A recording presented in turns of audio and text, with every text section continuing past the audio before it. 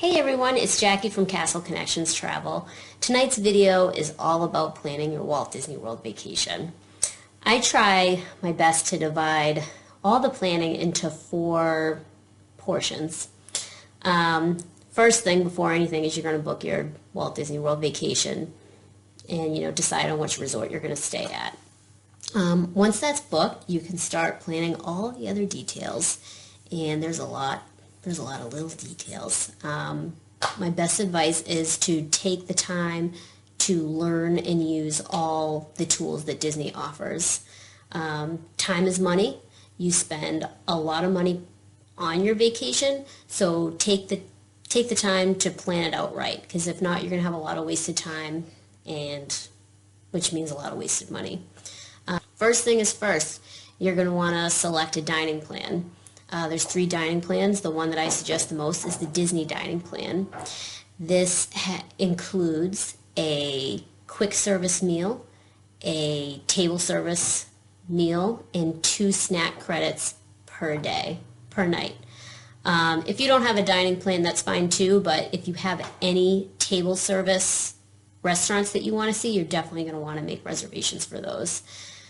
Reservations are made 180 days prior to check-in, so definitely make those. I'm always up at 6 a.m. in the morning making reservations for my clients, and I promise you that the popular restaurants will book solid, so you definitely want to get up and make those reservations. Also have a backup plan.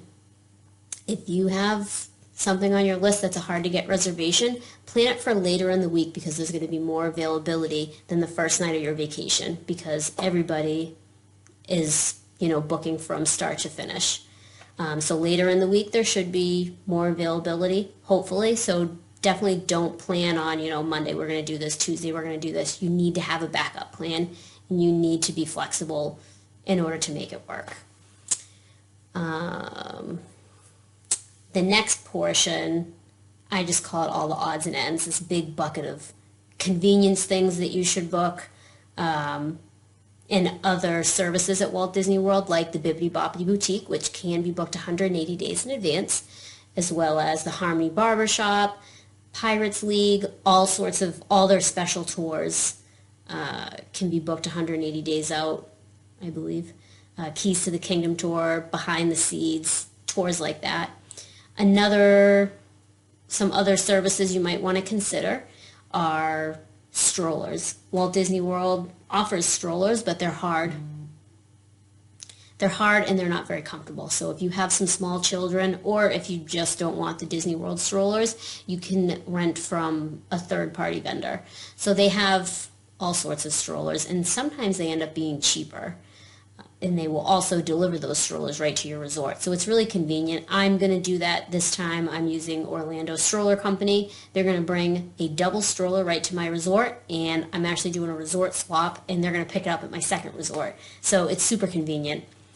Also, if you have any scooters, any older adults that need scooters, you can get those from a third party as well. And any gifts that you want delivered to your resort, any celebrations. Disney Floral has flowers and all sorts of baskets they can send to your room. You can also have Amazon ship packages to your resort, but just keep in mind, you go on Amazon, you'll put in the resort address.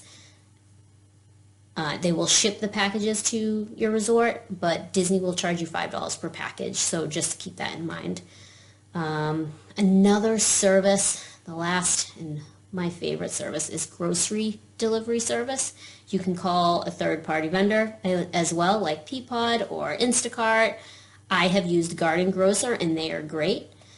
You can get all sorts of grab-and-go breakfast snacks, things like granola bars, fresh fruit, muffins, yogurts, drinks, pool beverages, if you catch my drift.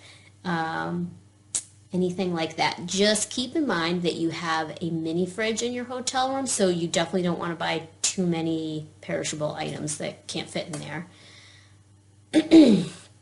The delivery services, I know Garden Grocer for sure will deliver the items to the bellhop, and the bellhop will keep your cold items cold, so you don't have to worry about that. I think that's it for odds and ends. The next portion of planning is fast passes.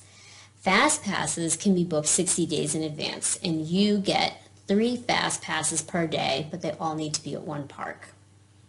So book accordingly. Some parks, actually all but Magic Kingdom, have a 2-tier system, so you'll be able to book one ride in Tier A, and then the other 2 rides must be in Tier 2 or Tier B.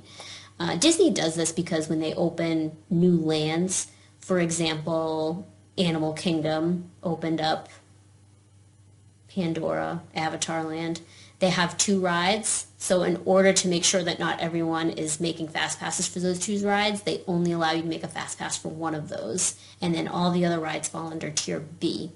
Same goes for Toy Story Land and Hollywood Studios. You'll only be able to pick 1 out of 3 rides, and then the rest of them can be, anywhere else.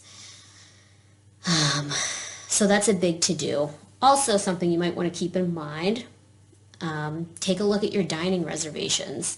You're going to want to make sure that you're visiting a park that is convenient for you to travel to with your dining plans. So if you have a reservation at Cape May at the Beach Club, that's a good day to do Epcot or Hollywood Studios so that you can just simply get on the boat and go there instead of taking a bus to Animal Kingdom. Any way you can cut down on taking buses, do it. Nobody likes the buses. Plus, taking a boat ride or walking to the park is just that much better.